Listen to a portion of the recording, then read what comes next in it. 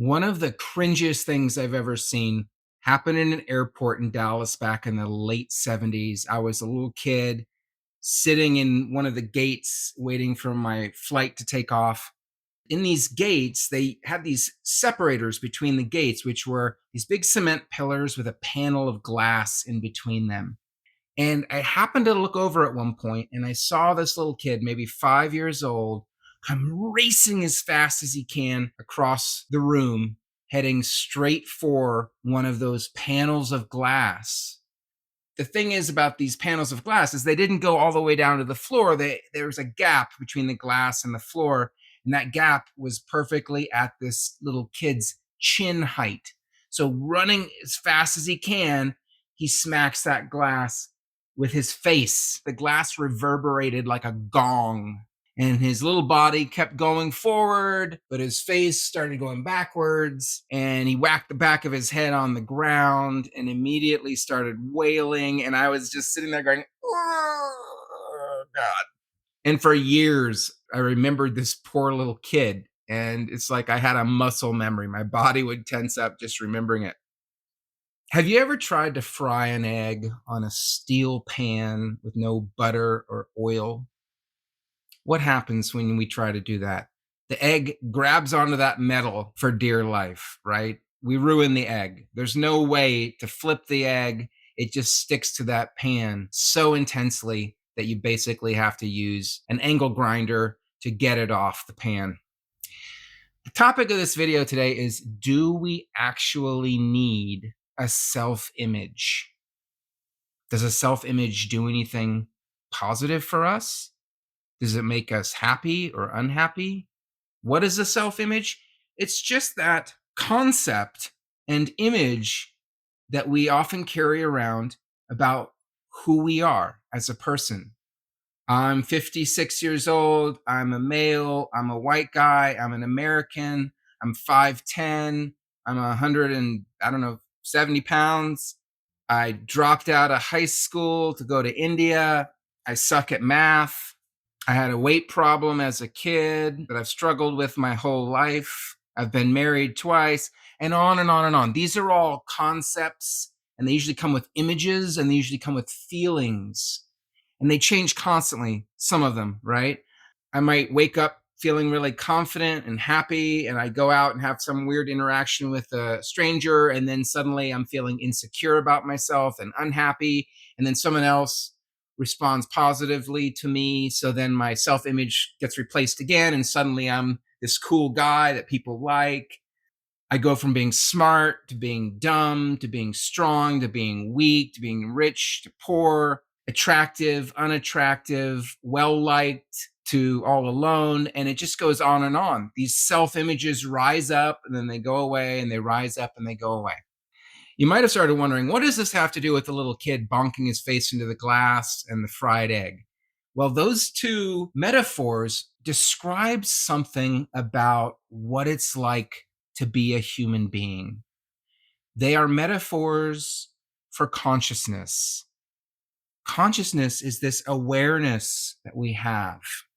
But the thing about consciousness is it is transparent. It is with us all the time, but it is like that wall of glass that we do not see because it's perfectly transparent.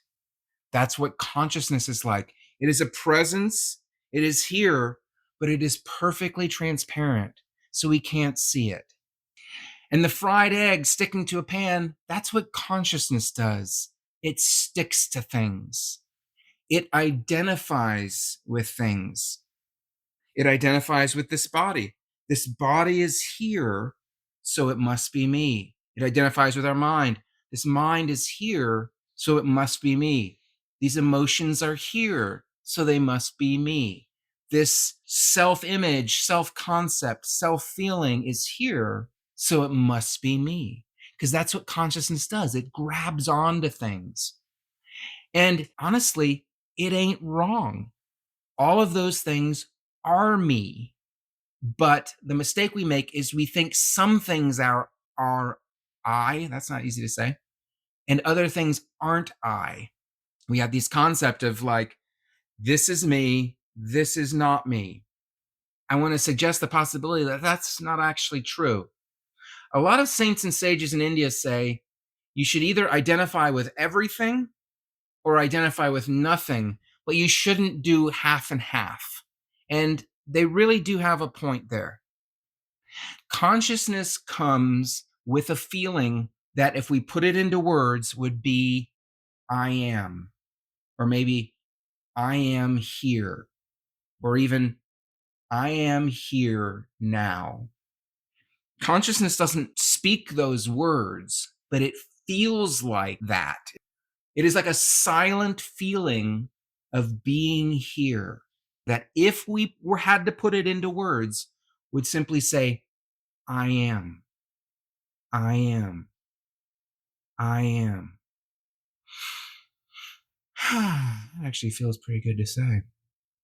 And because consciousness is transparent, when it says, I am, and we see a body, then it's a very simple step of logic to say, I am this.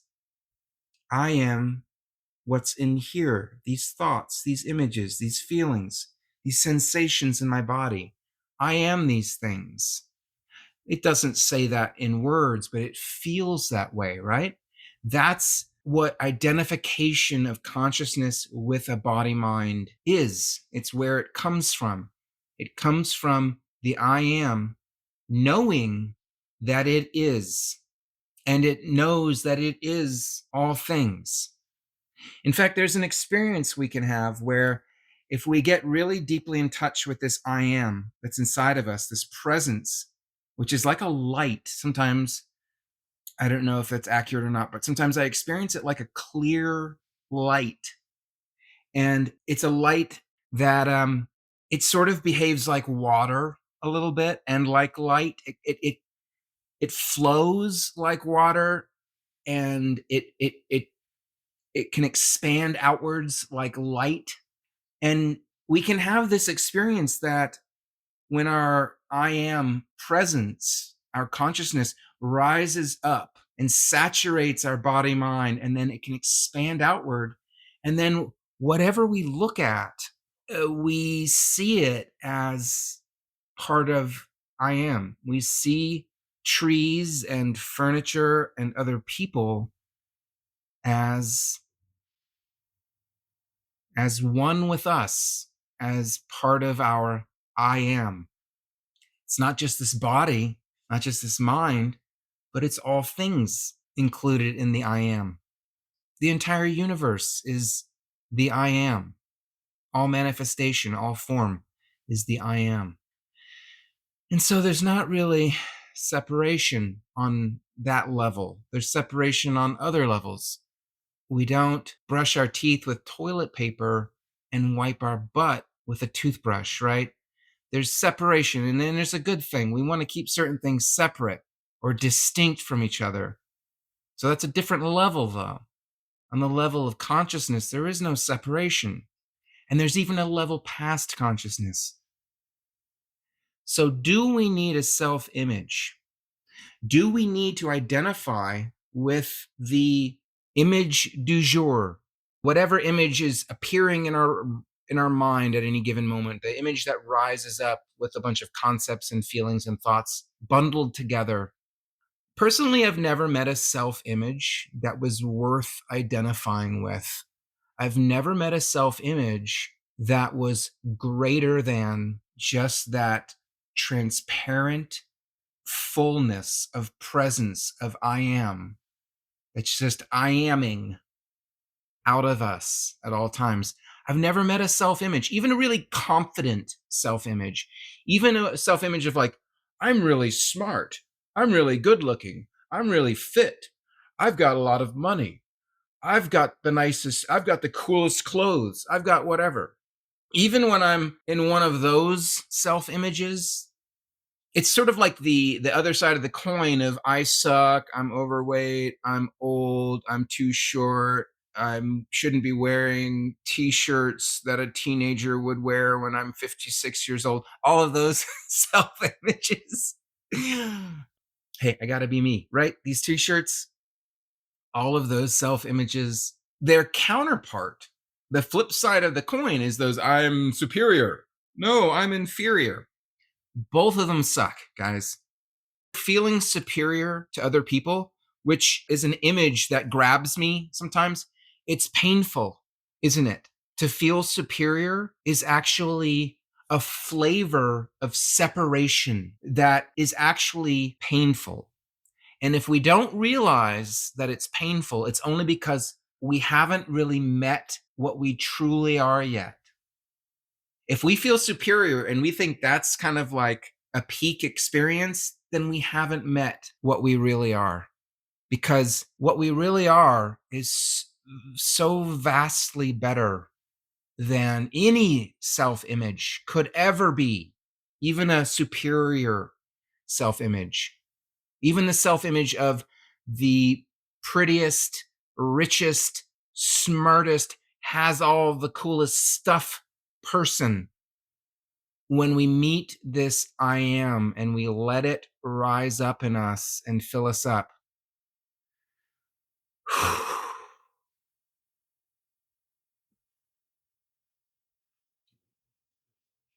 it's it's not in the same ballpark as any self image that we have. A lot of spiritual teachers say, be present, be in the present moment, be here now. It's such a simple teaching, but it's just another name for get rid of your self image, drop the self image. We don't need a self image. We can operate not from an image, but from consciousness. Even when we're operating from an image, we're operating from consciousness, but the consciousness is being filtered through the image. And the image is removing, is blocking parts or aspects of consciousness. So instead of getting the full enchilada, we're only getting a couple of ingredients of the enchilada, not the full enchilada. We're not getting our full self when we're operating through a self image. We're literally removing part of our greatness when we're operating through a self image, even a superior self image. But the thing is, consciousness is gonna identify. It's sort of natural. But we can reject self images. And I don't mean fight them, wrestle with them, tackle them, start beating them up. Not like that. We don't want to do it like that. The way we reject a self image is in the same way that we reject any falsehood. If we're walking on a path at dusk and we see a snake in the path and we startle, we get scared, and then we take a closer look and realize it's just a piece of rope, we've dropped the image of the snake, right? We didn't have to fight and wrestle with the image of the snake and kill it or anything like that. The image just dropped away because we saw that it was just a piece of rope and that it wasn't a snake. The way we do that with ourselves is we turn our attention off the self image and back to just this I am, just the feeling of presence that doesn't have any words to it, but it's so alive. It's so, I don't know, it just, it's here, it's now, it's present, it's alive, and it's utterly transparent. Can't see it, but we can feel it, we can experience it, we can let it rise up. That's how we drop self images. This I am meditation, you could call it, is very well known. Nisargadatta used to talk about abiding as the I am. He didn't say it was the highest state, but it's like we're turning back around and we're getting to our higher self, our deeper self here in the body mind. The spiritual teacher Muji, who I love, he's a non dual teacher, but with a lot of heart. He also talks about the I am meditation. It's worth looking up YouTube. Mooji, I am meditation. He'll walk you through it. He has a really good video on that. The I am meditation is so simple and yet so powerful. The spiritual teacher Amachi teaches an I am meditation. This I am presence, I think it corresponds to the Holy Spirit in Christianity. In Christianity, God is divided into this triad: the Father, the Son, and the Holy Spirit, or in other cultures, that would be called the goddess, god, goddess, and child, mother, father, child. Goddess, it corresponds to Shakti in India, the divine energy that dwells within form. That is that Holy Spirit, that I am. Self images, we don't need them. When we get naked, when we take them off, and it's just this I am presence, it knows what to do. And it's indestructibly happy. Probably should have mentioned that sooner. This I am is so full and complete and utterly secure. Another word for utter security or a total feeling of security, another name for that, another word for that. It's called peace. When we're utterly secure, when no feeling or concept or image of any kind of danger can possibly enter into us, that is peace. Because this I am is indestructible and it knows it. It doesn't know it with concepts. It knows it just because it just knows it like that. Just like it's, it knows it because no opposite idea can enter it. No idea of being hurt or harmed, killed. Those concepts don't make any sense. They're like a coin that doesn't fit into the slot. Have you ever accidentally tried to stick a British coin into a quarter slot and it won't go in? That's what danger is like to this I am. It can't enter. And so it just knows peace because it is peace, because it is life. It is livingness.